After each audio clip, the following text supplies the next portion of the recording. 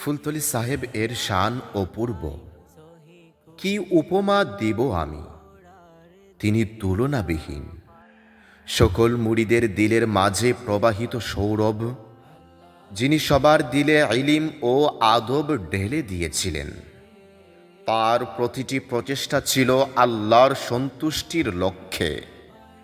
প্রচেষ্টাগুলো ছিল চমৎকার, তুলনাহীন। কোথায় ছিল সরলতা আর পবিত্রতা কাজে? বিস্ময়কর ভাষায় ছিল আল্লাহর কুদরতির নমুনা। নিঃশ্বাসে ছিল আল্লাহর জিকির সদা বিরাজমান। তার সেই মাহফিলগুলো ছিল জান্নাতের ডালি। শব্দ দিয়ে তার ফয়েজ কি বর্ণনা দেবে হে দিলকাশ। কি অপূর্ব তার দানশীলতা, অপূর্ব তার চিন্তাধারা।